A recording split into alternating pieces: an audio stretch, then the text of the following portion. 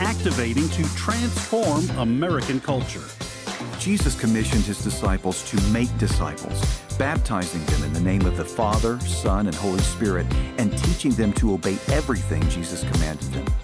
We at the American Family Association seek to aid the church in our Great Commission. This is American Family Radio, a listener-supported ministry of the American Family Association.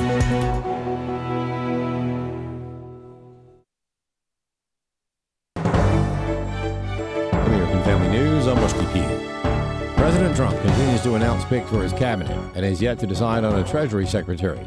One of those in consideration is Tennessee Republican Senator Bill Hagerty, who says whoever is chosen must be assertive with other nations, claiming the Biden administration has placed the U.S. in the back seat. The Biden administration has utterly failed to enforce sanctions. This is why Iran is back in business. This is why Russia has been able to come in and wage war on Ukraine. The Treasury Department needs to come in and impose and enforce the sanctions that are already on the book. That will have an incredible impact in terms of deterrence. Pennsylvania Democratic Senator Bob Casey is not conceding to Republican Dave McCormick, despite the Associated Press calling the race in McCormick's favor. McCormick campaign strategist Mark Harris accused local Democratic officials of counting illegal ballots, despite a Pennsylvania Supreme Court ruling. Ultimately, that's why Dave McCormick is going to win. We have a big enough lead that these shenanigans ultimately aren't going to matter, but we're going to hold them accountable and fight every day to make sure that Dave McCormick, who is the rightfully elected senator from Pennsylvania, gets to the U.S. Senate. One of the two men tapped by President Trump to eliminate wasteful government spending says deep, painful cuts are coming. Vivek Ramaswamy, who, along with Elon Musk, will head up the Department of Government Efficiency,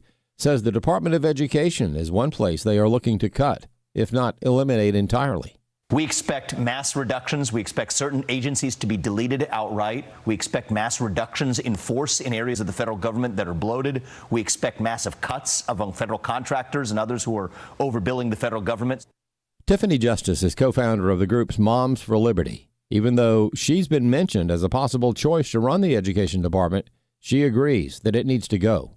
Well, first of all, parents are the number one driver of student success. For the past 4 years, parents were put in the back seat when it came to their kids' education. We need to put them in the driver's seat. And I know that President Trump believes that, too. Ultimately, I believe the Department of Education should be shut down. Absolutely. Since it was created, we have only seen plummeting achievement scores, teachers' unions having more influence in our kids' education, and more global interference in our kids' education. It's no coincidence the fact that kids in Kenya are learning the same type of comprehensive sex education curriculum that they are in New Jersey. So we absolutely need to stop the waste at the Federal Department of Education and put parents, again, back in the driver's seat. A Florida teacher is on the hot seat after telling her ninth grade students that President-elect Trump will be targeting people of color for deportation. Bob Kellogg has more. After making inappropriate remarks to her class, a parent notified the Liberty Counsel of the teacher. Matt Staver then sent a letter to the district reminding them she is prohibited from using her position to politically influence students. Among other things, she told students at this Lake Brantley High School in Seminole County, which is in Central Florida, that Trump hates black people and women. Black people will be deported back to where they came from. Staver notes this is not the first time this teacher, who is a minority, has made such derogatory and race-based statements. She is completely lost it over the issue of Donald Trump. And so they resort to lies and fear and dividing on the basis of race. That kind of rhetoric can cause a lot of problems within the student body. Following the investigation by the district, Staver believes she should be fired because her statements have no place in the classroom. I'm Bob Kellogg. A small plane crashed Sunday at a major NHRA drag racing event in Pomona, California. Horrified fans looked on as the single-engine Piper PA-32 attempted to land at an airfield near the In-N-Out Burger Pomona drag strip Sunday morning, just west of the track. The Pomona Police Department said the pilot and 3 passengers survived and were rushed to the hospital with injuries. The plane smashed multiple parked vehicles, including a camper, as fire crews worked to contain fuel gushing from the downed plane. The NHRA said the event was halted temporarily after the crash. The NTSB is investigating. Ted Lindner, Fox News. More news online at afn.net and download the AFN mobile app for your Apple or Android device. I'm Rusty Pugh. The American Family Association's mission is to inform, equip, and activate individuals to strengthen the moral foundations of our culture. We also support the church. Our goal is to be a leading organization in biblical worldview training for cultural transformation. AFA aims to evangelize the lost and disciple the believer. We aim to strengthen biblical marriages and equip parents to raise godly children. Thank you for standing with the American Family Association. Welcome to Today's Issues, offering a Christian response to the issues of the day. Here's your host, Tim Wildman, President of the American Family Association.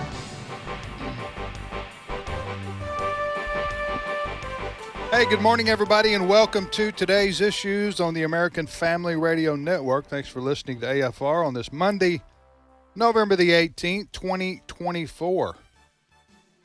Joining me in studio is Ed Battagliano. Good morning, Ed. Good morning, Tim. And Christopher Woodward. Good morning.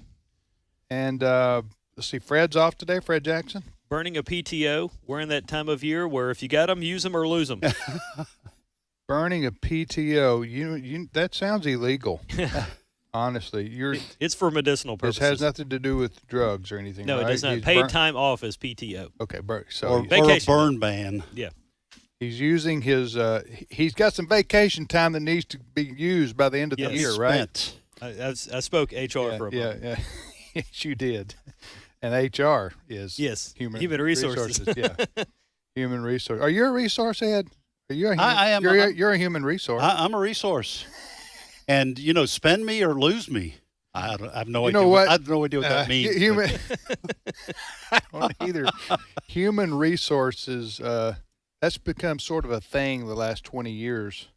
And that everybody pretty much knows what that means. You handle the internal business of your employees, right? Mm-hmm. At an organization. And it was funny because I tell people here, and we have 100 employees here now. Yeah. Yeah, or plus 100 plus. I don't know. I don't like to think about it as somebody who has oversee the payroll. That's a lot of folks who are dependent. Yes, you go out and on see the president. You go out and see the cars in this parking lot. Yeah. You have a panic attack if you're. But anyway, so but human resource. I tell people, my dad started this ministry, by himself in our house. Yeah. In 1977. He was a one-man band, literally, for a couple of years, and then a couple of other folks joined him. And bumped it up to a two-man band and then a three-man. Yeah, I think they had a three-man band there for about 3 years. Anyway, so as the ministry grew, Dad didn't know. He had no experience in human resources, as it's called today. So I said, our HR department was my dad. Yes. Up until we had about 50 employees. Yeah. That sounds crazy, but people would go to my dad into his office to talk about things like insurance. Right. Wow. So he was doing that? Well, not all together, but but a lot of it was just walk into Brother Don's office and talk about, I need to take off Friday. Well, okay. Yeah. Anyway, I'm just keeping track of that. It was kind of like funny how things grew, but Dad had to learn how to, what do you say, delegate?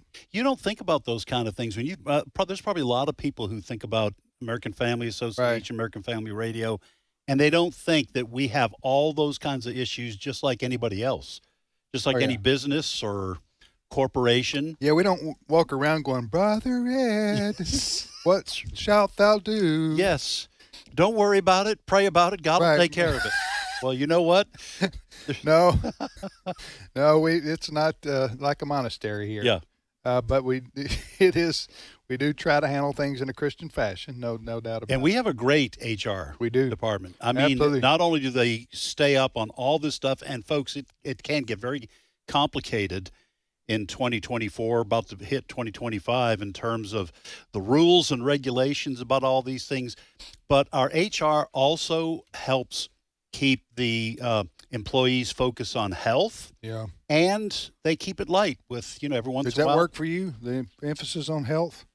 Is that a shot? No, I'm just asking. I'm thinking about myself. I have good thinking numbers. about myself. When I go to the doctor, I have good numbers. I My talked- cholesterol's real low. And I talked to RFK Jr. about your numbers. yes, now And he has a drug for you. Yeah, and I do drink Diet Coke. RFK might He ban would these. go- he would I don't go for know. that. He might ban these. All right, so a lot to talk about today. We hope everybody had a nice weekend. What's your first story, Chris? Well, much of the news cycle is dominated by the various people that President-elect Donald Trump wants to run his various cabinet positions. But let's table that for a moment and talk about something that could lead to World War III, possibly. World War III. Yes, literally. Not politically. You're talking about a serious. This is serious. A serious world war, yes. Because President Biden is the president of these United States of America until late January, and Biden has authorized Ukraine to use long-range U.S. weapons in Russia. Russia is not pleased with this, and there is a story today from CBS News, and this is the headline. Russian officials say Biden's decision to let Ukraine fire missiles deep into Russia could lead to world war. So here we go again. Listen, Putin has said prior, months ago, he said if NATO weapons are used inside Russia, that would be an act of war. Mm-hmm. And so for the an active international war, not just a war. Excuse me if I interrupt you. There is already a war. Oh, yes. Ukraine yes. and Russia. Well, it would be an act of war on the part of NATO or the United States. And now, I don't know whether that's bluster, but I would take this extremely seriously. I don't know why I personally don't know why the Biden administration would do this as Joe Biden leaves office. Some people are speculating that the only reason to do this after the November election, on the November 5th election, would be to throw a wrench into the transition between the Biden administration and the Trump administration. I have no idea what's going on, but that's as good an explanation as any. This is a foolhardy decision on the part of whoever made this call in the Biden administration. I'm not even sure Joe Biden's making these kinds of calls. I don't think he's even in the White House this week. I think he's on the road somewhere.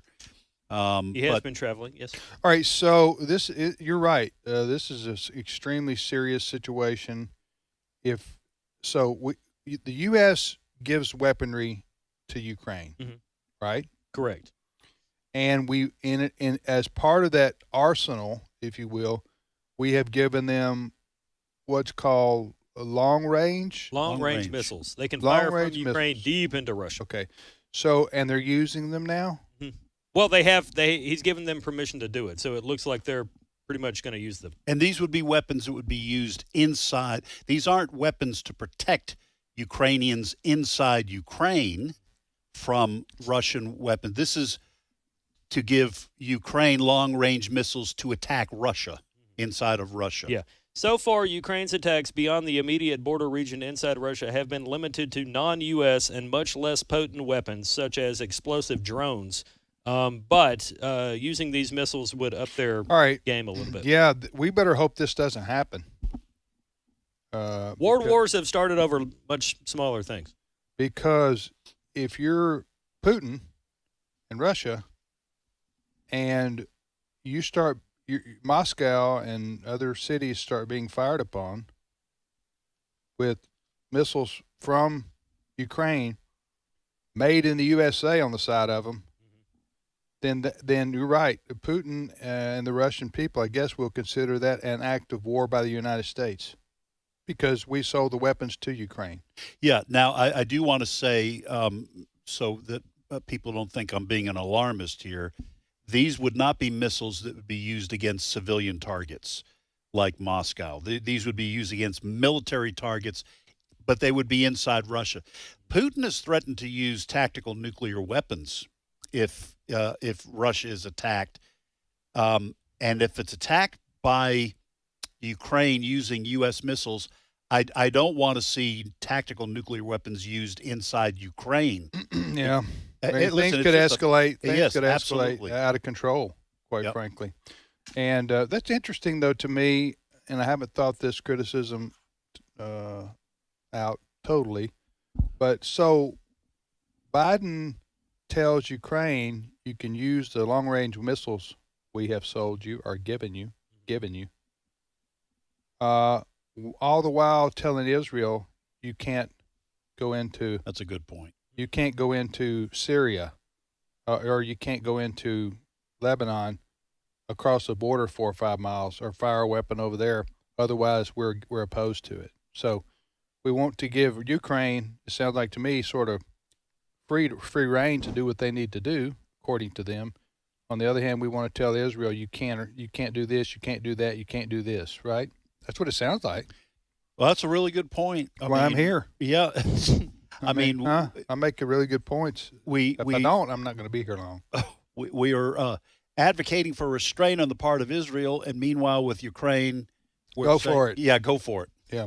All right. So next story, Chris. Well, one of the people that President-elect Donald Trump wants to run the defense secretary, the Defense Department, and would theoretically be in charge of decisions involving places like Ukraine or Israel, is veteran turned Fox News personality Pete Hegseth. Now, the news that Trump wants him to run the Defense Department is not new. But what is new is the ongoing calls by people on the left that Hegseth is not fit for this position. One of the people that's been out there saying that he is not fit for the position of defense secretary is former NAACP Legal Defense Fund president Sherilyn Ifill, and she was on MSNBC claiming Hegseth is, well, I'll just have her say it. Clip 3. This is someone who, is known to be a white supremacist, known to be an extremist, whose book is basically about his opposition to the advancement of black officers to the top brass. And the military is actually a very important area for black advancement. So we've gone from Donald Trump as Hitler, in their words, and he's going to bring about all these terrible things. And now we're using the same terms on people Trump wants to put in office. In this case, who's she talking about? She's talking about Pete Hegseth, claiming he is a white supremacist.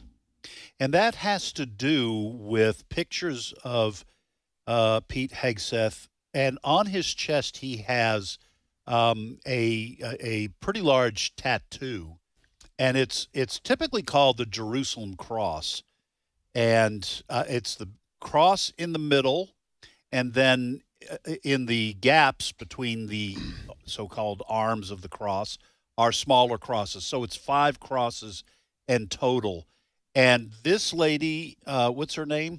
Sherilyn Ifill. Yeah, she's claiming that it's a ludicrous accusation.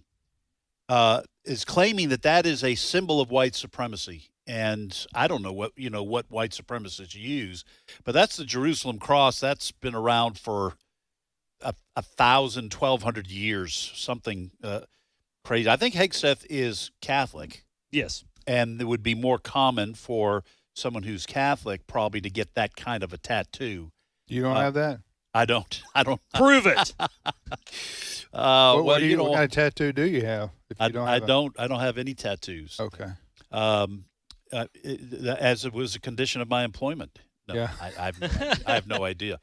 But let me also say, the accusation that Pete Hegseth is against the advancement of black generals or black officers is also ludicrous, because what Hegseth has come out against is our advancement based on skin color only.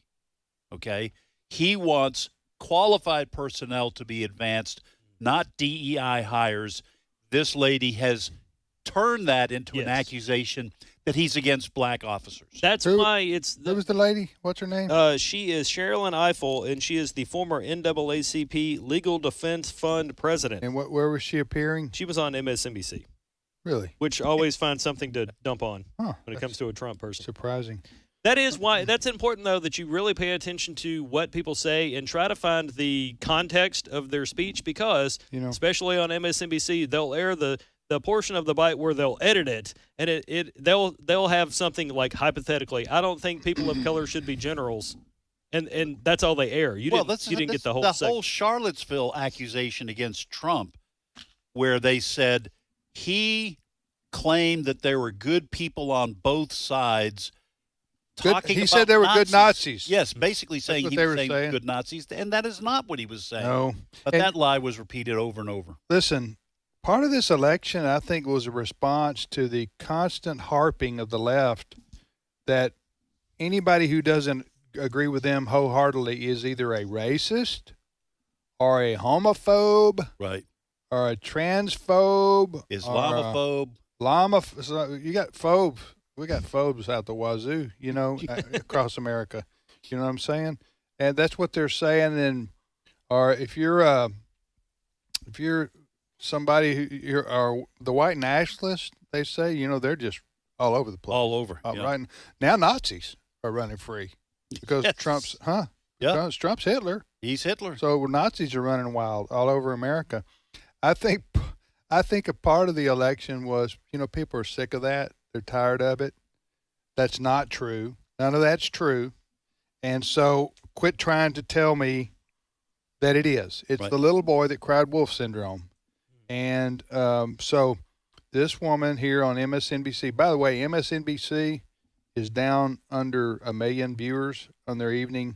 They're down to like 500, 400,000 people. Yes. Across America, national. Yeah. That are tuning into them. So they don't have any reason to exist any longer, hardly. Right. And their mission is pretty well dead. Yeah. Fox has a headline 6 days ago, no Trump bump, MSNBC hemorrhaging viewers. Yeah. And New York Times say 4 days ago, viewers flee MSNBC and flock to Fox News in wake of election. Yeah. All right, let me ask you this here. We got 3 nominees that Trump has announced, which will be controversial and 50-50 whether they'll get through the Senate, I think is how would you look at it today, most people. You mentioned Pete Hegseth. Correct. Yes. And I know people who know him personally and say he's a, fine person.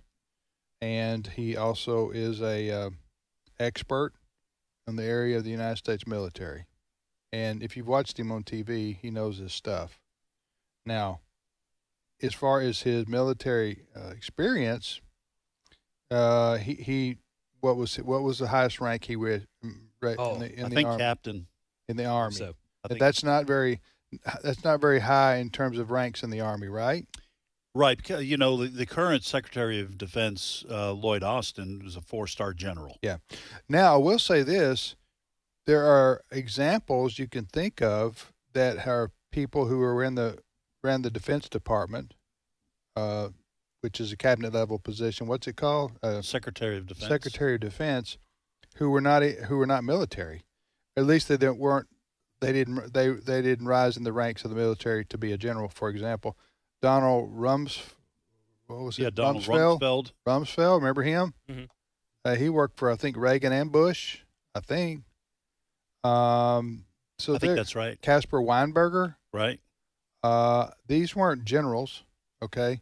So there is precedent. You don't have to be a general to be Secretary of Defense, for example.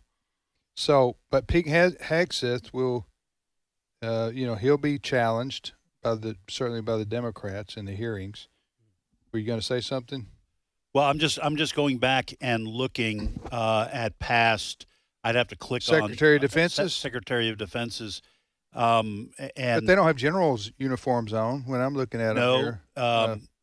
Now Lloyd Austin does not. Well, either. that's true. In their they dress as civilians. It's a civilian, like Ash Carter. I don't think now Jim Mattis was. Yes, he was a general. He was a general, Marine general. I think.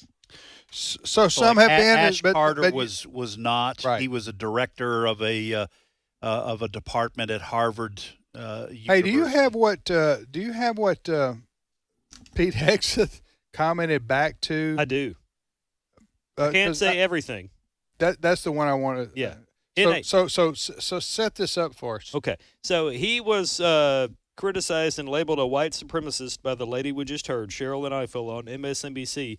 And they have pointed to his tattoos, one of his tattoos as being evidence of that. He responded in a post I just put on Facebook.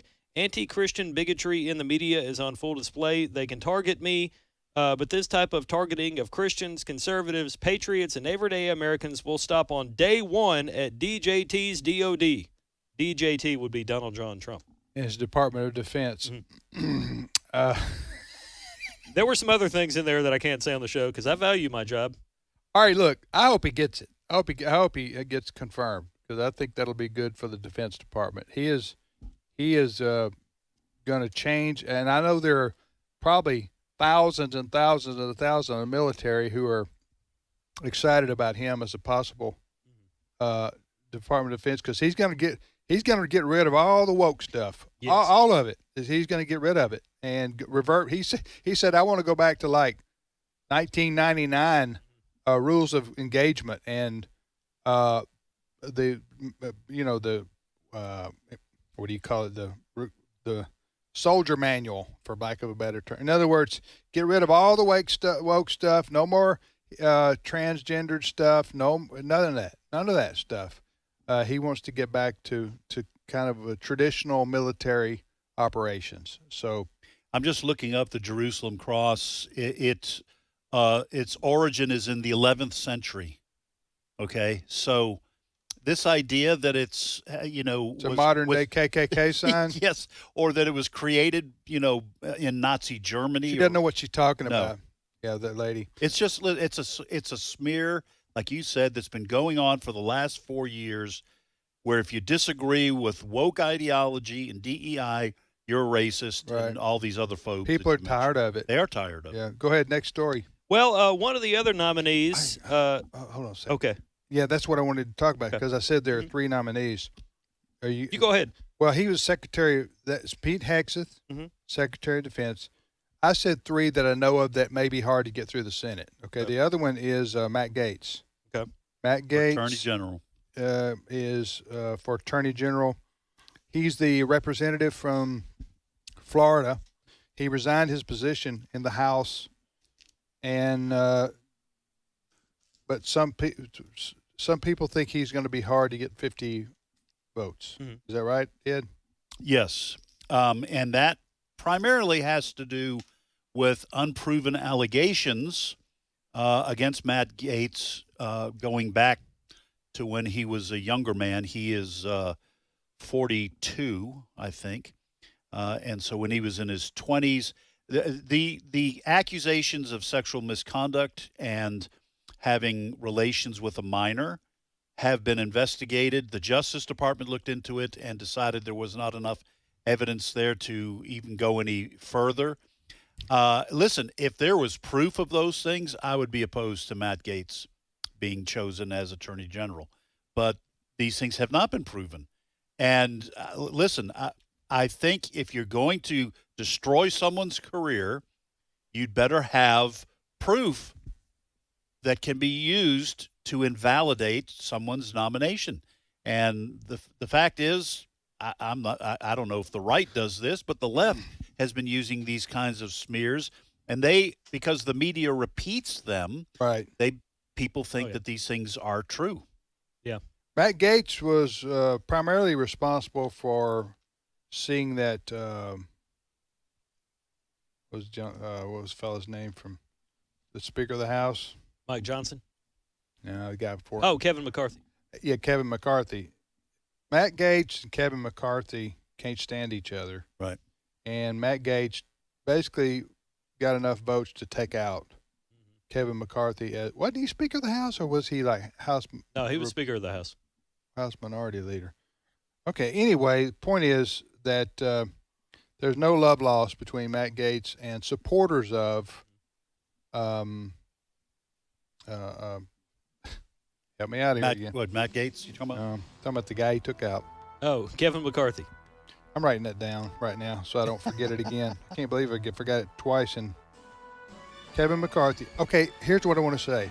There's still some hard feelings in the House of Representatives among Republicans about Matt Gaetz and Kevin McCarthy.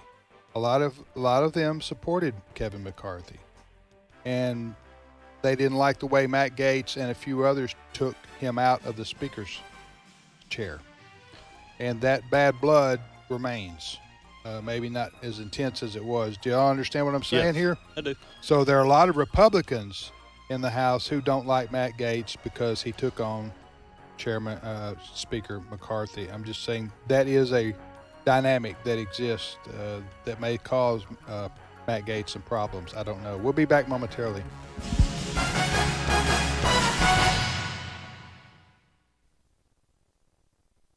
It's my turn. Here is your host for My Turn, Don Wildman. There was a boy in South Carolina by the name of Johnny Spence. When he was 13 years of age, he became a dropout. Like most other dropouts, Johnny found it tough sailing. While he didn't have many talents, he did have one. He had a talent for golf, and he used it. When he was 17, he was a pro at a country club. Everybody liked Johnny, and for a 17-year-old, Johnny made good money. Johnny was a faithful church member, and this meant that on Sunday he didn't show up for work until after church. One Sunday, the president of the club was waiting for him when he came to work, and with the president was the governor of South Carolina, the mayor of the town, and many other on the VIP list. When asked where he'd been, Johnny said he'd been to church. His superior remarked to Johnny something like this: "Well, you'll have to quit that or we'll find ourselves another pro. Being a church member is all right. I'm one myself, but don't let it interfere with business." So Johnny quit letting the church interfere with his business. Johnny soon became a golf instructor for some college co-eds. In fact, Johnny fell in love with one of the girls. They began to go to parties where drinks were served, and Johnny's sweetheart began to criticize him because he refused to drink with the others. So to satisfy his sweetheart, Johnny began to drink at the parties. Things went real well for the 7th grade dropout. It wasn't long until Johnny Spence was making up to $5,000 some weeks. He also became not only a heavy drinker, but he went the whole route. Morphine, dope, you name it, he tried it. Once his wife and mother poured his whiskey down the drain. Johnny grabbed a shotgun and would have shot them, he said, had not an officer hit him on the head from behind. Soon they carried Johnny to a veterans hospital for help. When Johnny tried to end it all by slashing his wrist and commit suicide, a guard overpowered him. While Johnny was in the hospital, a chaplain came to see him. The chaplain told Johnny that the Galileans still loved him, wanted to help him, would forgive all that he had done. Some men from the country club where Johnny had worked, who were followers of the carpenter, came to visit him, pray with him, express concern for him. Soon Johnny was going to their meetings, and before long he was once again a follower of the man of Galilee and a person with a new lease on life. Johnny Spence went on to tell his story wherever people would listen to him. Many groups wanted him to speak about his recovery, but some of those who wanted him to tell of his recovery didn't want him to mention the name of Christ in his story. They thought it was out of place to mention Christ outside of a church building. Funny thing about it, it was the same kind of people that helped get Johnny in the mess to start with. The only thing different from that point on is that Johnny Spence got wise. He didn't listen to those people anymore. You know, maybe one day, we'll all get wise. This has been My Turn with Don Wildman, a production of the American Family Association. For we know that if the earthly tent we live in is destroyed, we have a building from God, an eternal house in heaven, not built by human hands. 2 Corinthians 5:1. American Family Radio. This is Today's Issues. Email your comments to comments@afr.net. Past broadcasts of Today's Issues are available for listening and viewing in the archive at afr.net. Now, back to more of Today's Issues.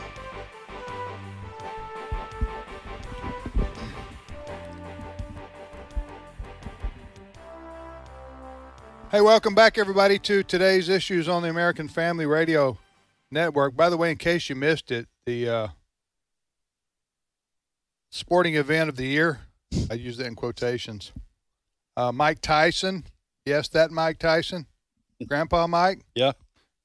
He got beat by his grandson. No. A man half his age. Jake Paul who is a professional boxer and got his start, I guess, as a YouTuber, right? Yeah, and before that, he did some television programs. Okay, well, He's anyway. 27 years old now. I know who he is, but I don't know anything else about him. Talking about Jake Paul, except he is a boxer. And so he beat, I guess he's in his 20s? 27 years old. Okay. And Mike Tyson's 58. But still a very large man. I'll never be that ripped. Yeah. I wouldn't want him to hit I me. wouldn't be ripped as Mike Tyson at 58 if I started now at 42. Mike Tyson, anyway, lost in this surprise, right? I guess Mike Tyson ran out of money. Yeah, because he got $20 million for losing this fight. Yeah, I think he ran out of money. So that's what old rockers do. Yes. They say, the old rock and rollers, they say, Yeah. oh, I'm never going on tour again. I'm retiring at 50. Then at 57, they're going, I'm back on tour. What happened? Ran out of money. Yeah. The Eagles came here to Tupelo in like 95 for their reunion tour. Yeah, when Hell Freezes Over was the name of it. Well, that was the name of their tour? Yeah. Because they said that they would never get back unless hell froze over. Well, hell froze over, and they ran out of money. So that's what happens with these people. But anyway, I'm just glad Mike Tyson didn't get killed in this fight because that was or vice versa. You're saying because of the fight went so well. The guy who fought him, him. the guy who fought him said basically I had mercy on him because I didn't want to kill the guy. I didn't want to hurt the guy bad.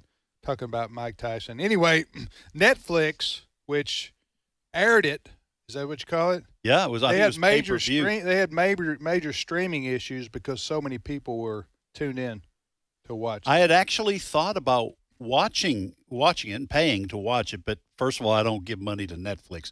I didn't know Netflix was the one carrying it. Yeah, they were. But I'm glad I didn't because apparently it was a really boring fight. Yeah. And they had buffering problems, Netflix did, because so many people were That's a trying to bad stream it. combo. A real boring fight, and it's buffered. Yes. And you got buffering issues. You got, you know what I'm saying? Yeah. That affects Get that little wheel. He goes into spinning. land a punch, and the blue wheel comes Right, up. stop. All right, now back to our list of Trump appointees. Trump just keeps naming people every day now that are going to be in his cabinet, or he wants in his cabinet, and some of them, and the cabinet level positions, of which there's like how many? Like I think there's 24. Are you serious? Yeah. They all have to be confirmed by the United States Senate. He just doesn't get to name them, and they're automatically in the cabinet. They have to be confirmed, right? The cabinet positions do, yes. Now, most of the time in administrations up until the last one or two cycles here, been pretty much a formality. That is, the president gets to appoint who he wants, and the Senate has a hearing, and they vote pretty quickly. But that's not going to happen this time with Matt Gaetz, Pete Hegseth, and then there's the third one that will be controversial as well, and that's Robert F. Kennedy Jr. as Secretary of Right. Health and Human Services. Listen, people's lefties' heads are That's got me laughing Floating. more than any of them because that is Trump telling. I don't know what that's Trump telling. That's telling the world I don't care. Anyone thinks. I like him, and I'm putting him in there. Girls and Bobby. I don't even know. Maybe Trump knows. Why is it funny to say RFK Jr. in charge of Secretary of Health and Human Services? Why is that funny? Well, because he's made his name. Now, he for decades, he was an attorney who sued over environmental issues. In fact, the news came out over the weekend that President Obama in 2008 actually considered RFK Jr. for a cabinet-level position dealing with the environment, to be either cabinet secretary or administrator to the Environmental Protection Agency. And Obama was considering RFK Jr. for that position, even with the support of then Senator Hillary Clinton. So that was kind of where he cut his teeth. But over the last, decade or so, RFK Jr. Has also, maybe it's been longer than that, has also been involved with suing pharmaceutical companies and his views on the use of pharmaceuticals and the pass given to these big pharma corporations to where they are immune from lawsuits over vaccines. And he has also been controversial, RFK Jr., over the issue of the COVID vaccines and wants those things to undergo rigorous testing, remove the immunity. So all of that is what is making RFK Jr. a controversial selection. It looks like he's going to go after Big Pharma and deconstruct the government agencies that appear to be in bed with Big Pharma. Now, I remember about a year ago, you told me you listened to a podcast interview of RFK Jr. Yeah, he was on Joe Rogan. Okay, he was on Joe Rogan, and you listened to that. Was it an hour, 2 hours? It was probably maybe 90 minutes, maybe 2 hours. But you, if I remember right, you were impressed by his knowledge. I was. Now I'm not very adept at understanding scientific issues, so I can't say. Well, I wasn't there. Yes, you weren't there, so you couldn't help me. I couldn't help you couldn't you. step in. So when he's talking about, these barriers, but within the body where vaccines or drugs can seep into the brain, and I'm listening. I'm going, okay, I'll take your word for it. I don't know, but it was very impressive to me, his knowledge. I'll tell you something else that was surprising. He told Joe Rogan that he believes that the military-industrial complex and perhaps the CIA were involved in the death of John F. Kennedy. And wow, if he is turned loose to investigate that or to demand the release of these files that are still under wraps, so he's controversial in all these ways. But I thoroughly enjoyed that podcast on Joe Rogan and learned a lot. So is he or is he not against vaccines? He says that he is not. He has said recently that he is not anti-vax. He doesn't like the vast number of vaccines we now have compared to when you were children and you had like maybe a handful. Now we have over a dozen. Oh, there's dozens and dozens, and I don't want to misspeak here. I think he had. Let me just put it this way. It's a little bit vague. I believe he thinks there is a link between all these added vaccine drugs that are given to children and the prevalence, he says, the growing presence of autism in the American public. And he wants that checked. Interestingly enough, last night on the Fox News website, there was a story where they were interviewing Deborah Birx. Okay. Scarf Lady? Mm-hmm. Yes, during COVID. Yeah, the Trump remember task her? force. Dr. Deborah Birx. And I don't know what I don't know what her profession was exactly. She was in the medical field, obviously. But anyway, remember her? She worked with Dr. Anthony Fauci and the initial response to COVID, from the White House. Remember that? All that? Yes, absolutely. Deborah Birx. Anyway, she was basically saying that she didn't rule. Well, how can I'd have to go back and read it. The impression I got was she did not rule out the idea that autism has spiked because of the vaccines that children are given. Okay. I'm just going to say it like that. Yeah. And I thought that was, coming from her, she seemed like she was basically a medical establishment person. 4 years ago, we hung on her every word every day. Yeah, and I liked her when I heard her talk. I thought she was pretty good back during the COVID. Her specialty, even before she became White House coronavirus response coordinator under Donald Trump, her specialty was in HIV, AIDS, immunology, and vaccine research. So that is part of her field. And listen, part of what RFK Jr. is saying is that because of the huge amounts of money that Big Pharma gives to the FDA, for example. They give money to the FDA, and then the FDA turns around and gives approval to medications. He's going to stop all that? He says that needs to be Conflict stopped. of interest. Yeah, absolutely. And when he was talking again on Joe, I'm not recommending folks that you listen to the Joe Rogan podcast because Joe Rogan, uses a lot of profanity. Uses a lot of profanity. But I listened to that, and it was fascinating. All these things that RFK. So, kind of like with Matt Gaetz, which you were saying about political ill will against him, regardless of whether he's qualified. That's going to happen to RFK Jr. There is going to be, because he's going to be going after these sacred cows like Big Pharma and FDA, how money is spent in the FDA, he is going to generate a lot of hostility. Another thing I've thought about, and I don't know what the laws are regarding conflict of interest in terms of the relationship between, let's say, example, the pharmaceutical companies and the Federal Drug Administration, the FDA.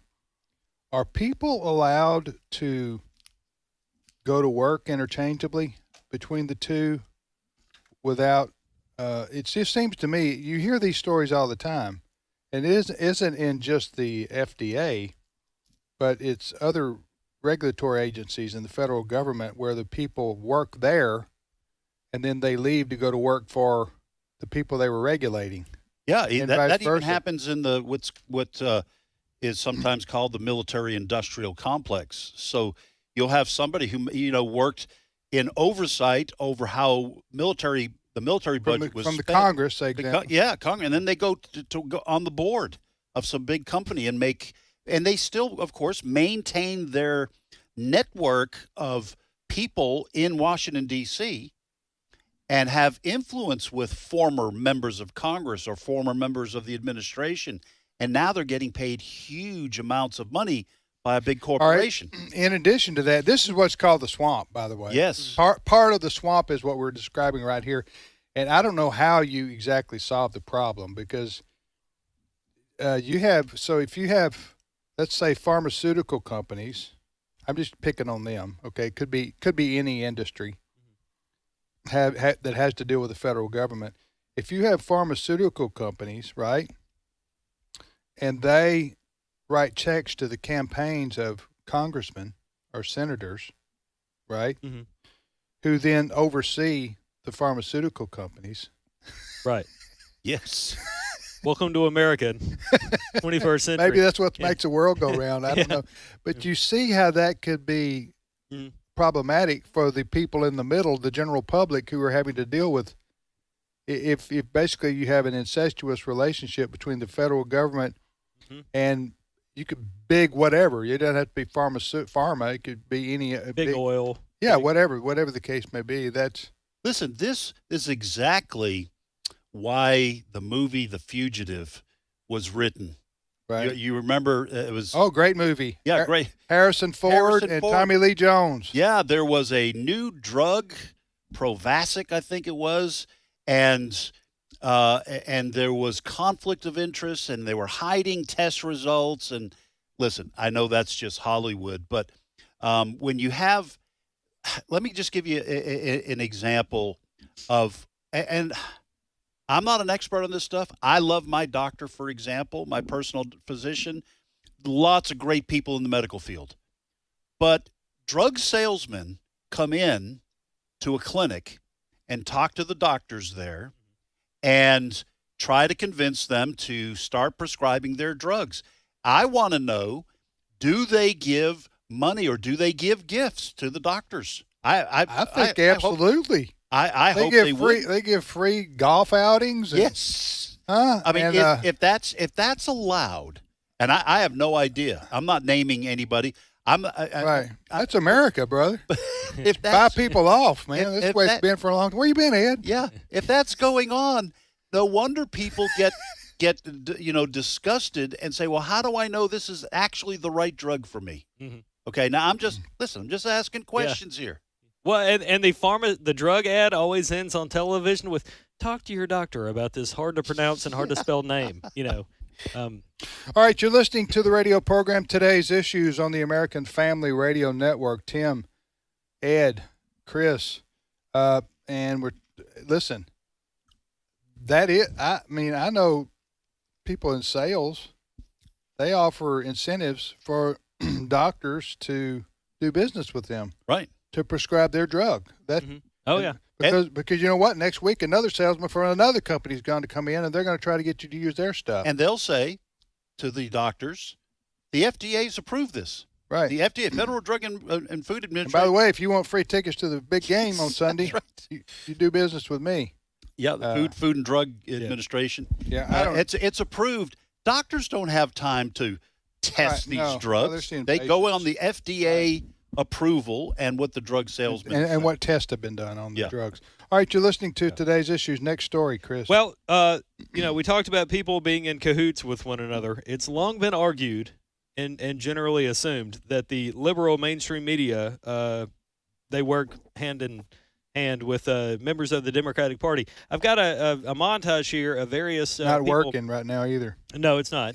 But I'm going to play it nonetheless. And I've got another one to follow up with it. So I've got a montage of liberal media people flipping out over RFK Jr. being appointed possibly to be Secretary of HHS. Clip 1.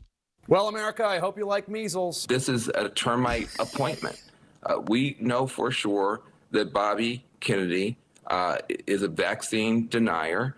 He's a vaccine denier. He denies being a denier, but he is a denier. And he is going to do great harm. The most important thing to know about Robert Kennedy Jr. is that there are probably people dead tonight because of him. Okay. So did he say termite? He did. Van Jones. Wait, I got to hear that again. That was, I don't even understand the. Van Jones called him a termite appointment. What does that mean? Hold on. Okay. Let's hear it in its original form, and then we can apply drugs to it. Well, America, I hope you like measles. This is a termite appointment. We know for sure that Bobby Kennedy is a vaccine denier. He's a vaccine denier. He denies being a denier, but he is a denier. And he is going to do great harm. The most important thing to know about Robert Kennedy Jr. is that there are probably people dead tonight because of him. All right. What's a termite? What? Okay, so I looked it up. Some people claim the word termite can be used in a negative consequence. Like if you were to call a person from Israel a termite, some people might view that as anti-Semitic. But according to the internet, where you can't put anything that isn't true, right? A termite appointment is also something that means it's a nuisance or something that's going to cause problems. I have some neighbors that are termites. Then. If that's the way you're going to define them, I'm not saying who they are. That's different explanations on the internet. But a termite. So there would be somebody who would eat away at the fabric of the country, or something? He's going to dig down and find all the stuff. Hey, you know what's interesting about this though? Robert F. Kennedy Jr. is going to get his chance because he's going to sit there and testify before the senators, right? And they better be ready to. They better know their stuff because he does. He is really a brilliant man. I don't know enough about all of his views to say I agree with everything he said. Right. He's pro-choice. He's got some other issues, but this guy has litigated these cases for decades. He knows all the studies. He knows, Right. So if he's brought before the Senate, right. He'll be able to handle himself. I'll watch that. He'll be able to handle himself well. I'll watch that. Now, he's got some kind of voice issue. What is that? Spasmodic dysphonia. And that, I think, was from a vaccine. I want, or like a flu shot or something, wasn't it? I'm looking it up. I think it was a side I closed effect. at the window a minute ago. Yeah. He explained that on this. I keep going back to this Joe Rogan podcast. He explained how he got that, and I think it was a side effect from some drug. I want to say it was like a flu shot or a vaccine. All right. But okay. Did you find out what it was? Washington Post 2 days ago. He's got spasmodic dysphonia. Of course, it's behind a paywall. Yeah. His spasmodic dysphonia is what? It's behind a paywall. The article. The article. Oh, the article. Okay. Anyway, That's the first time in my life I've ever heard the word termite used in any other way than to describe the little creatures that tear up your wood in your house. Right. Now, somebody that's not, he doesn't want to hear any more liberal or Democratic criticism, especially in media, of Trump's picks, is Republican Senator Markwayne Mullin of Oklahoma. He was on Meet the Press and was asked all these questions and asked about the criticisms about Trump's picks when the Republican senator said this, clip 4. I do got a question for you. The Democrats are spending so much time talking about the scrutiny of President Trump's picks, and yet did we spend this amount of time scrutinizing Biden's pick? Hold on, Senator, let's Transportation. But I don't see the same people giving the scrutiny here. Now, we played this soundbite of Abe last week, but Abe brought up a similar point on his show last week, and Abe said, where was all, people are upset about RFK being at HHS when Biden had a man in a dress at HHS. Hey, what was that dude's name? Richard Levine. Richard wants to go by Rachel, but his name's Richard. What was his position? He was he wasn't the secretary of HHS, but he was a high-ranking official. Of HHS, Richard Levine. Yeah. Richard was the one, he put on the dress, wig. He grew his hair and had a wig. Anyway, he grew his hair out. Dressed like a woman. Yeah. Said he was a woman. And then you had the bald guy that stole luggage that dressed as a woman, too, Sam Brenton. By the way, I do want to clarify the condition, spasmodic dysphonia, that RFK Jr. has. It says the causes aren't clear, but one study found that 65% of people with the condition previously had measles or mumps, compared with the U.S. national average of 15%. So I do not – I was probably incorrect in recalling what he said was the cause on Joe Rogan. We need to have a doctor on or somebody who understands this better than we do. I want to know the exact number of vaccines that infants are required to have today. Are infants up to, say, 5 years old? Some of that compared to what baby boomers had. Some of that might depend on the state, because I think these are usually state requirements, like for going to school. Yeah, that's what I'm saying. Yeah. How many are there? Do you know? You said it's a state-by-state issue? I think so. It is a state-by-state issue, yes. And there are a lot of people who have autistic children or grandchildren who will tell you the reason they have that is because they were required to get so many vaccines as an infant or as a baby. They'll swear up and down by it. Mm-hmm. Oh, yeah. I've heard it the entire time I've worked here. And I've had a neighbor 15, 20 years ago. His son, he had 4 children. One of them had autism. And he said, he had said, I've studied this, and I'm convinced this is what happened.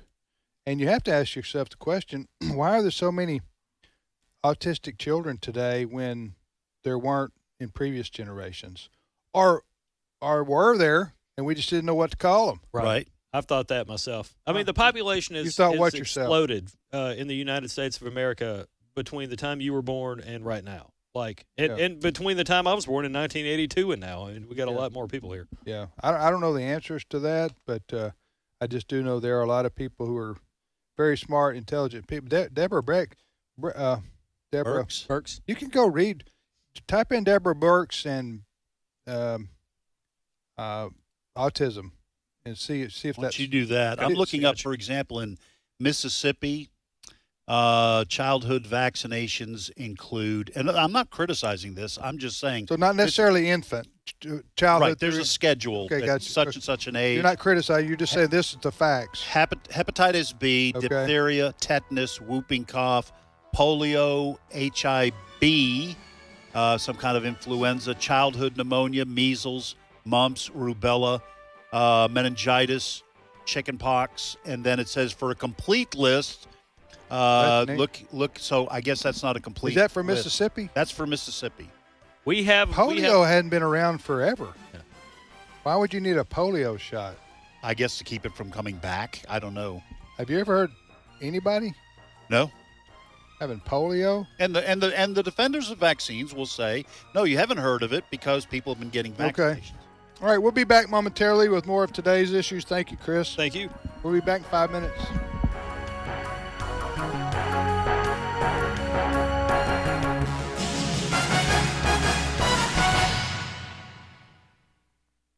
The views and opinions expressed in this broadcast may not necessarily reflect those of the American Family Association or American Family Radio.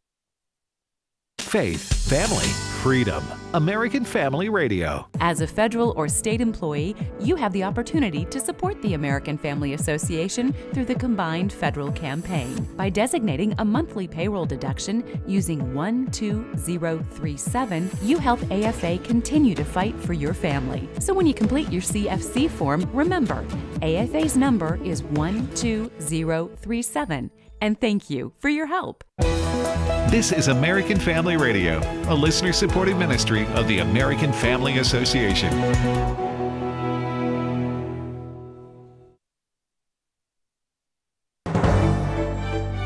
American Family News, I'm Rusty P.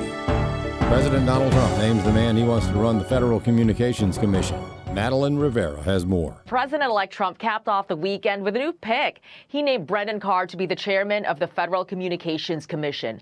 Trump says in a statement, Commissioner Carr is a warrior for free speech and has fought against the regulatory lawfare that has stifled Americans' freedoms and held back our economy. He will end the regulatory onslaught that has been crippling America's job creators and innovators and ensure that the FCC delivers for rural America. Carr currently serves as the top Republican at the FCC. Trump notes he first nominated Carr to the FCC in 2017. He's since been confirmed by the Senate 3 times. President Trump announced that Florida Representative Mike Waltz will be his new national security advisor. Waltz says the difference between him and past Trump national security advisors is that he will not be bending the president's thinking to fit the status quo. I think that's a completely wrong approach. His instincts are phenomenal, as I've talked about publicly and even in my book. And then you can form the interagency to execute on those instincts and on his broader strategic intent. A military chaplain endorser is thrilled with President Trump's decision to name Doug Collins as Director of Veterans Affairs. The former Georgia congressman is perhaps best known for defending Trump as the ranking member of the House Judiciary Committee during the investigation by special counsel Robert Mueller into whether Russia improperly influenced Trump's 2016 election victory.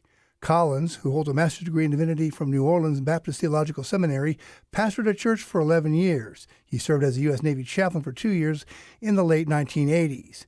After the September 11 attacks, he joined the U.S. Air Force Reserve as a chaplain. He remains a colonel in the Air Force Reserve. Derek Jones is a retired Air Force fighter pilot who now serves as executive director of the Chaplain Alliance for Religious Liberty. I am 100% thrilled. Doug Collins is known to me. I'm known to him. He's actually been a recipient of the Torchbearer Award, the most prestigious award given by the Chaplain Alliance for Religious Liberty for his work in religious liberty during his last year serving in Congress before his failed attempt to the Senate. Jones says Collins will need to fix a few things.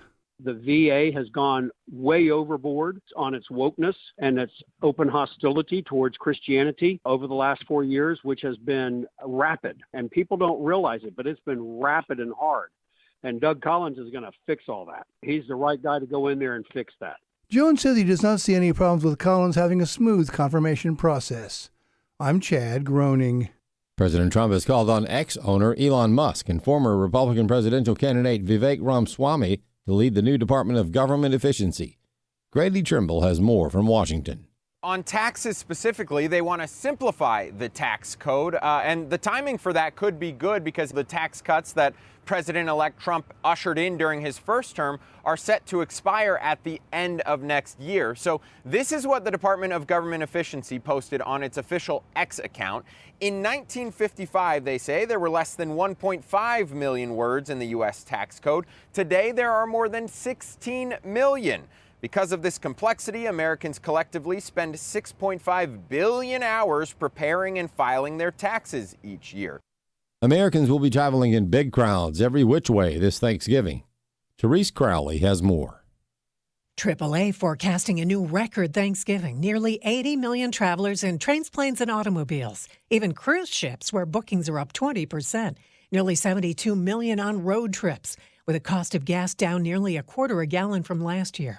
Hertz reports the highest rental car demand in Atlanta, Las Vegas, L.A., Miami, Oahu, Orlando, and Phoenix. Busiest pickup day the Wednesday before. Nearly 6 million people will fly. INRIX reports the worst days in the car Tuesday and Wednesday afternoon. Traffic may be double. Best times to drive Tuesday and Wednesday early morning. Thanksgiving Day itself. Coming home, try early Sunday with travel lasting into Monday and Tuesday by air. Therese Crowley, Fox News.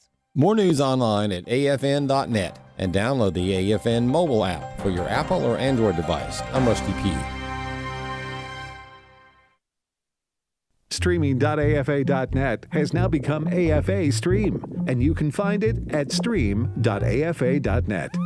You see, we removed the letters ing. Our experts have determined that eliminating those 3 keystrokes, multiplied over hundreds of thousands of AFA Stream visits, could reduce the national debt and maybe increase the gross domestic product.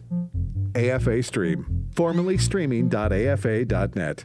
Improvements to the economy are purely theoretical. Today's Issues continues on AFR with your host, Tim Wildman, president of the American Family Association. So the new dance that's taking America by storm is the Macarena's out. It's the Trump dance. Yeah. Right, the Trump dance. I'm Tim Wildman with Ed Vitagliano and Steve Paisley Jordahl. Good morning, Steve. Hey, everybody. So, Steve, have you done this Trump? They're doing the Trump dance in the NFL now, right? Yeah, at this point I haven't. I only have one arm. So I can do half the Trump dance.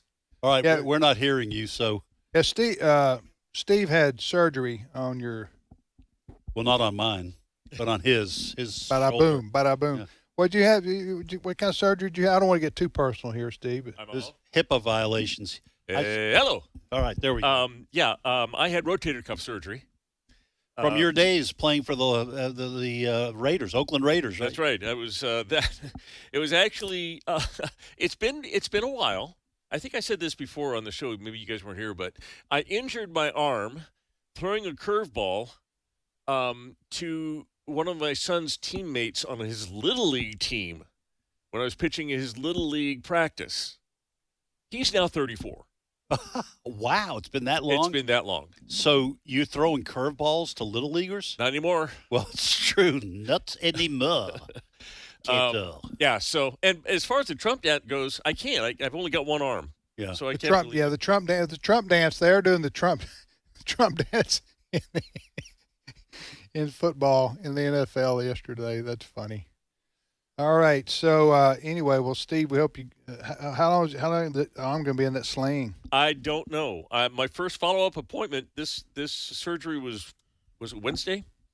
Last Wednesday, and it's not until this Thursday is my first appointment back with the doctor. Who snaps your shirt shut in the morning? I button it up about this far, and then I throw it almost 3/4 of the way up. Then I throw it over my shoulder and kind of, my wife, if she's there, Heather will help me, obviously. But Yeah. Well, you also can get you a shirt you don't have to button up, like Ed and I got on. Yeah. Well, no, Ed's got a button-up shirt. it has to be bigger than most of my shirts because Your arm has to be tucked in there. my arm is in a sling, and Brett was asking me why it's under my shirt. It's because the sling is not just one of these slings. It's a sling that is all the way wrapped around your body. They want you to keep it close. They don't want you to Yes. lift your arm up like, Right. You don't want to out. jam it on anything and jam that You don't shoulder. even want to move it at this point. Right.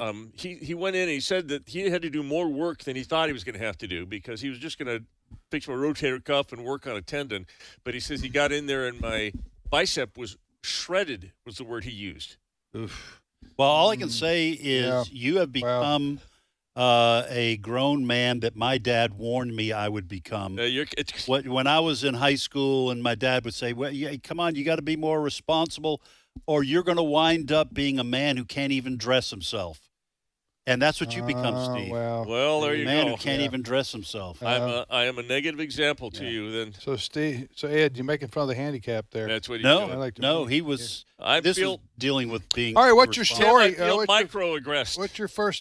Since you're not going to do the Trump dance, No, which is I can't. shaking the nation or spreading across the country. What do you got, Steve? We pretty much have decided the election. At least we know most of everything, and all the races have been called. I believe maybe one or two in California, which just stuns me. But they're still fighting over the Senate in Pennsylvania, the U.S. Senate race in Pennsylvania, which was between McCormick and Casey. Bob Casey, the incumbent, Dave McCormick, who beat him. and everybody called the race, but it was close, and so they're doing a recount.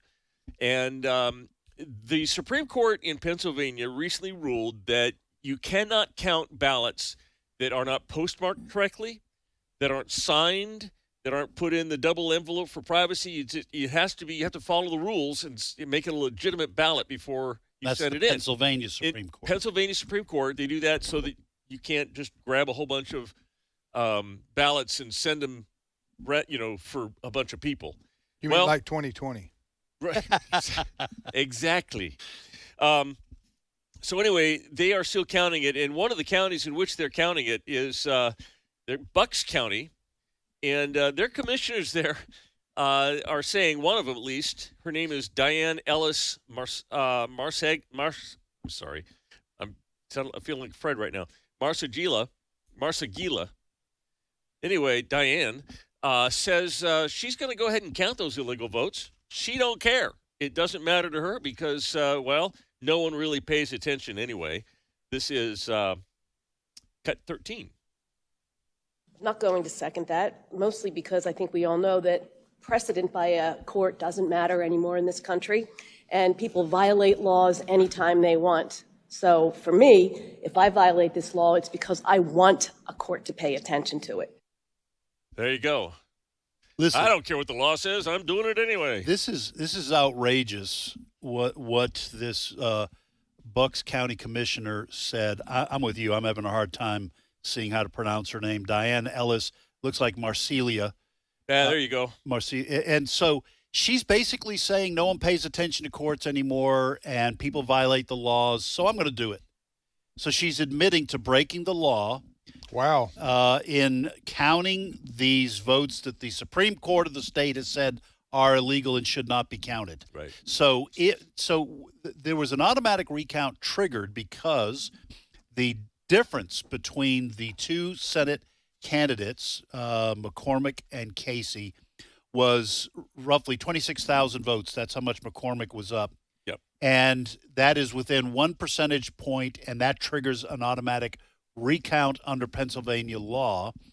And so what Senator Mike Lee, the senator from Utah, one of them, said that if this continues, counting these illegal ballots to try to get Casey into the winner's spot, he said the Senate could refuse to seat Senator Casey. And so this is another. This is why laws regarding voting should be clear and they should be followed, because this undermines the process and it's not good for anybody. Yeah. Next story. All right. We've been talking, I think we talked last week about the January 6th prisoners and their plight still in D.C., still being held. And we heard Donald Trump ask a couple times, are you going to pardon the men? And he was asked. He was asked. And he said he would. But just another indication that this is true. There's a blogger and a guy on Twitter his name is Benny Johnson.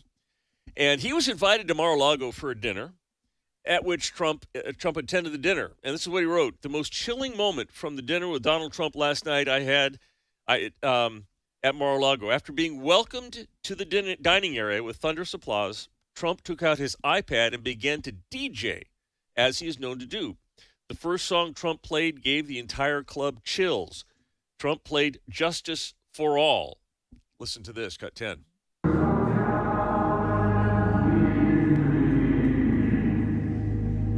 And to the republic for which it stands,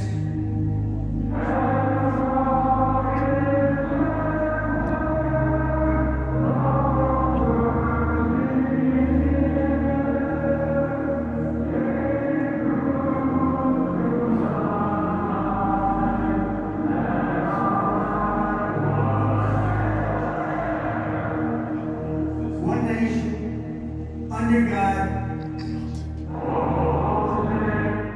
So it's reported, and this is a recording of it, that the J6 prisoners that are being held in D.C.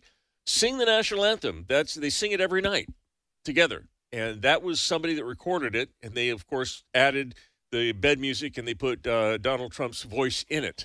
But I think it's another sign that Donald Trump is thinking about those men. And in fact, this is what Benny Johnson wrote. He says the entire club stood in reverence.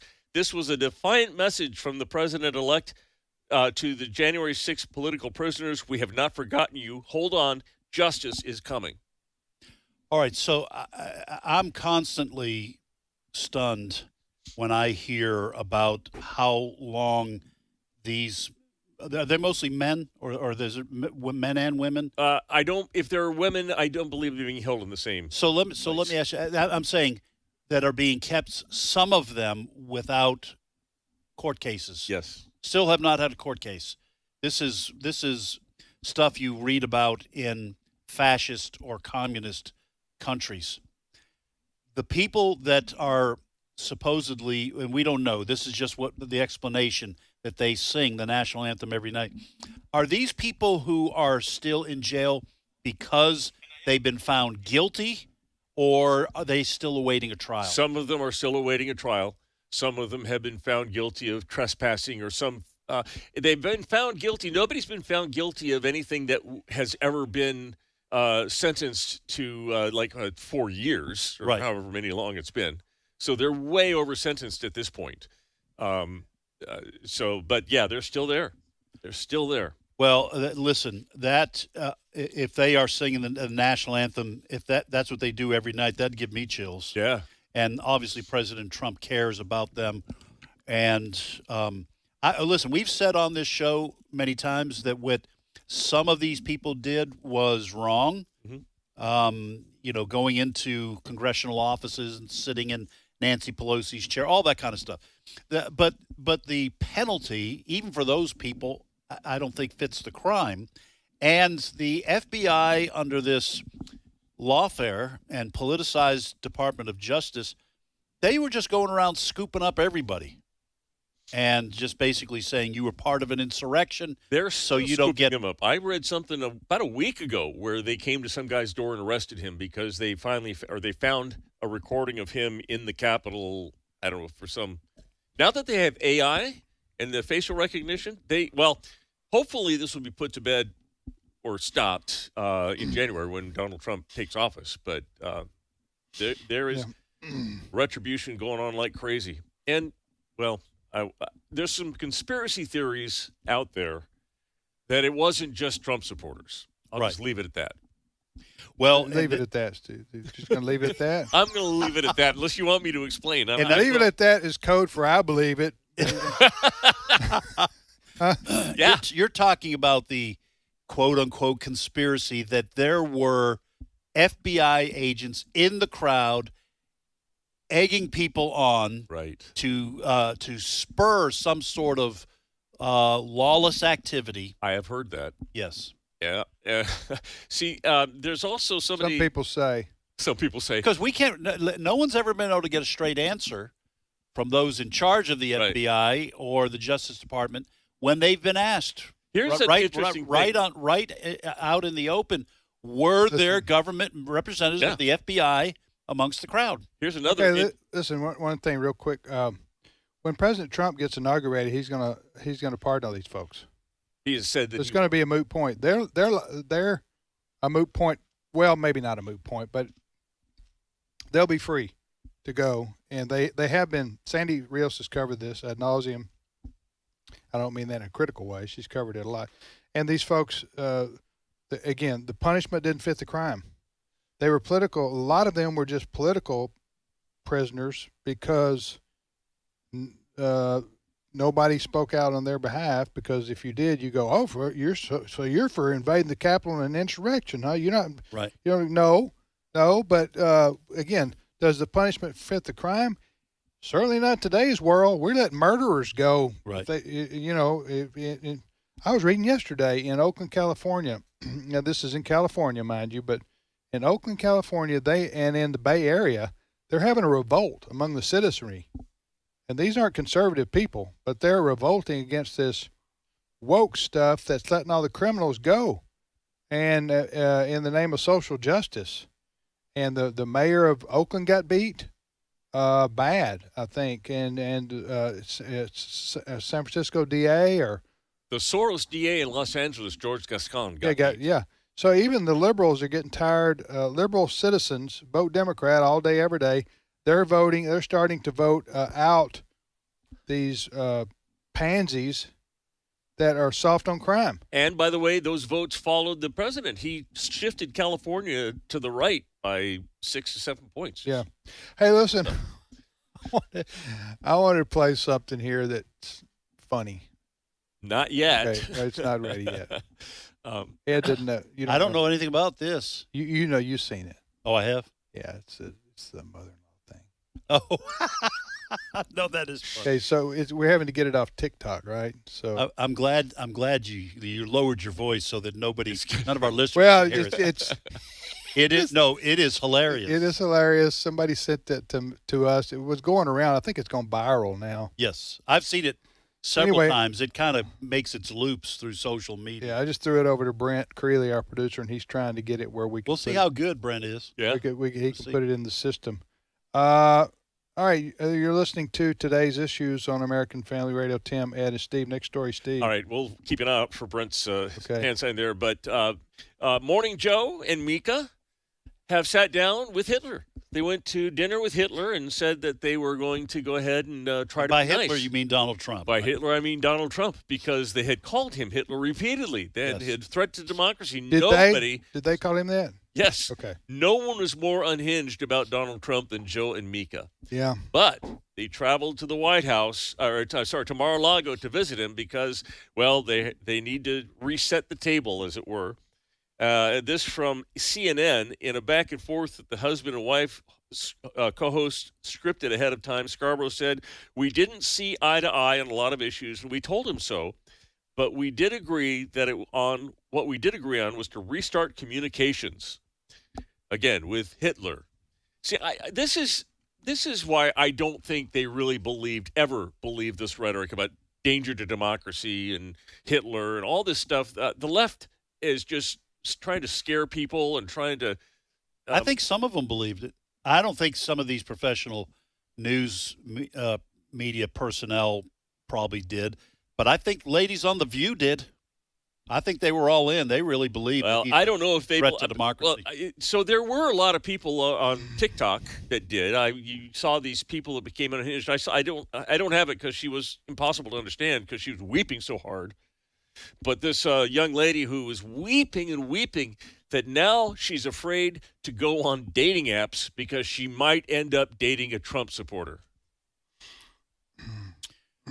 Well, I mean, there were before the election, weren't there ladies on social media? I saw a couple of those were sent around where they were telling other women, just if your husband's going to vote for Trump, you need to divorce him. Yeah, I've seen that. I don't know if I'd call those people ladies. Well, that's valid. I've seen that. Females. Yeah. Who don't. Yeah. Yeah. I'm not a biologist, Tim, so I can't always Touche. say who's a female and who isn't. Hey, I got to quote here John Fetterman. The senator from Pennsylvania, who remember? Yeah, he got elected, and so he's been surprisingly moderate to conservative on some issues. Yes. Okay. And since he seems to have overcome his whatever he had a stroke or mini stroke. I think he did. I think he had a stroke. Remember that? Yes. He went through that. Yep. Anyway. He says, Democrat from Pennsylvania, he says, Democrats can't afford to continue to, quote, freak out, end quote, over everything President-elect Trump says or does. This is, I'm quoting him now, quote, "It's still not even Thanksgiving yet."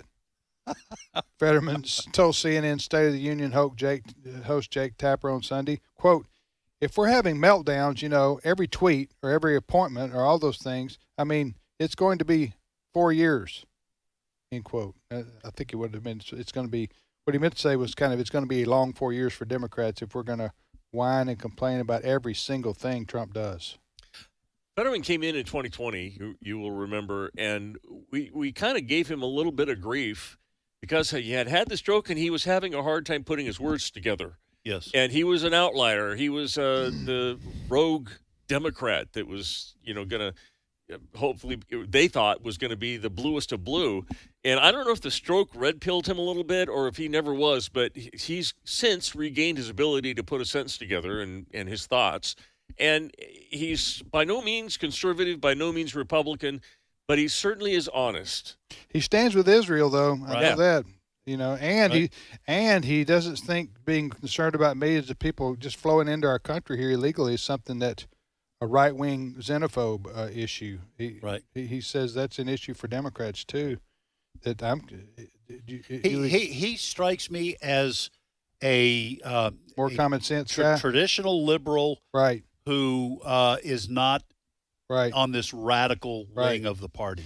All right, we got the video ready here. I don't. So what you're about to hear, I wish you could see the face of the man. This is going around. Many of you have already seen it probably, and it's the face of a Hispanic man. It looks like to me, and he's telling. He's pretending that he's concerned. Yes. About what's going to happen to his mother-in-law. So listen to this. Donald Trump won, and I am very, very afraid that he might deport my mother-in-law. She entered illegally to the country, and she lives in Street 4, number 47, apartment D, New York. I am very, very concerned. That's right behind the green apartment. Yeah. Keep going. I have nothing bad happened to her. The gate is always open. You don't have any dogs either. Street 4, number 47, apartment D.